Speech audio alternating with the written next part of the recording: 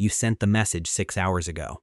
You watched it change from delivered to read within about 3 minutes. And then, nothing. No reply. No thumbs up reaction. Not even those 3 little dots pretending to type. You have now checked your phone 11 times. You have opened the conversation, closed it, reopened it, and stared at the read receipt like it was a piece of evidence in a case you are prosecuting against yourself. And a very old voice inside you has already started assembling the story. They are angry. They are ignoring you. You said something wrong. You are being punished. And now the entire afternoon is quietly on fire, and the person on the other end is probably just refilling their water bottle. If that opening felt uncomfortably specific, stay with me, because the psychology of people who take hours to reply to messages is one of the most misread behaviors in modern relationships. Once you understand what is actually happening in their brain during those hours of silence, you will never again mistake it for what it is not. Let's start with the thing almost nobody says. When someone reads your message and does not reply for hours, 95% of the time it has almost nothing to do with you. That sounds like reassurance, and it is not.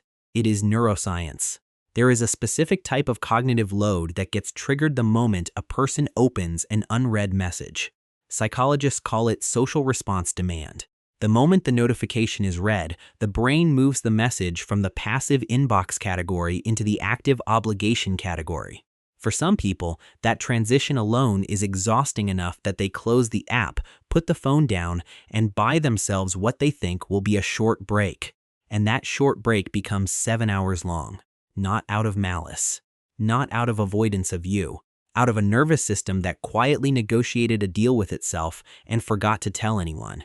There's a researcher named Sonja Utz out of the University of Tuebingen who has been studying the psychology of digital communication for over 15 years.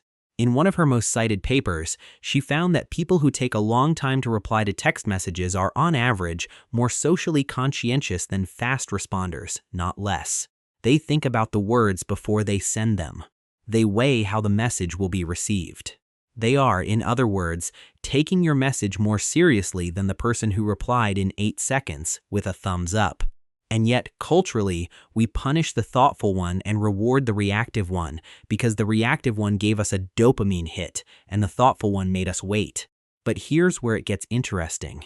There are actually 2 very different kinds of people who take hours to reply, and knowing which one you are dealing with changes everything about what their silence means. The first kind is what psychologists loosely call the deep processor. This is the person whose brain does not do fast context switching well. When they get your message, their brain does not treat it like a small task. It treats it like a puzzle. They want to give you a full answer, a considered answer, a response that respects the effort of your message.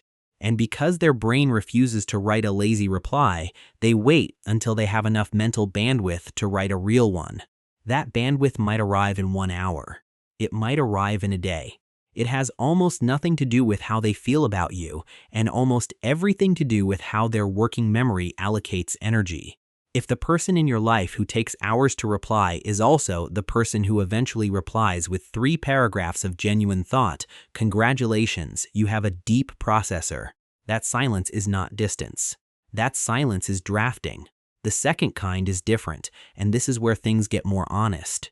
This is the person psychologists sometimes describe as having a dismissive avoidant attachment pattern.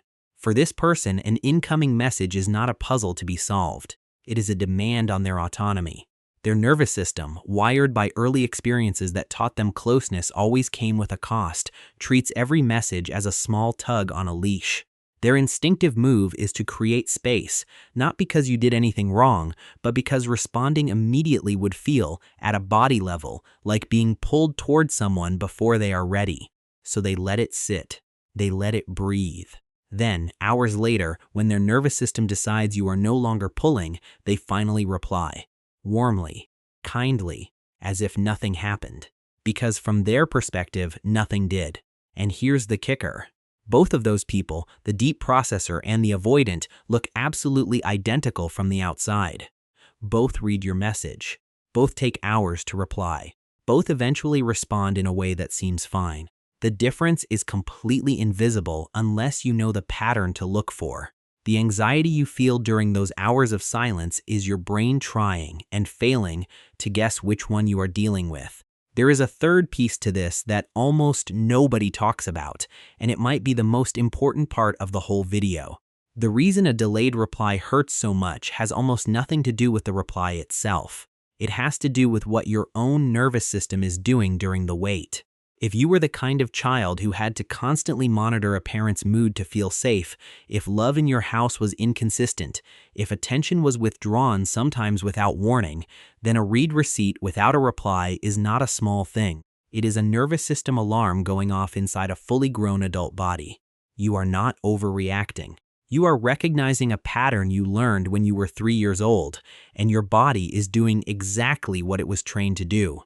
Scan for danger. Prepare for withdrawal. Assume the worst.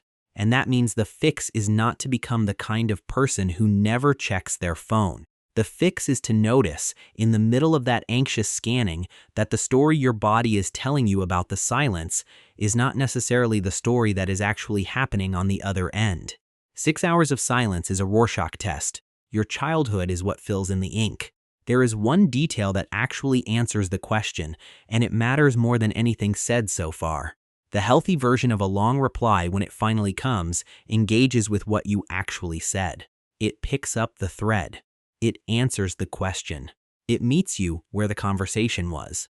The unhealthy version, when it finally comes, changes the subject entirely. A joke, a new topic, a photo of lunch, as if the previous message never happened. That is the pattern to watch, not the delay itself. The re-entry. Once you see it clearly, the whole thing reframes. The people in your life who take hours to reply are not, in most cases, telling you that you matter less. They are telling you that their nervous system runs on a different rhythm than yours. Your job is not to force their rhythm to match yours. Your job is to know your own rhythm well enough that their silence stops rewriting your worth in the meantime. If part of this described exactly how your Tuesday afternoon went, that recognition matters, even if you have never put a name to it before.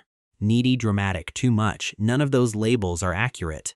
What is accurate is that an earlier version of you learned silence usually meant something bad was coming, and that version never got the update.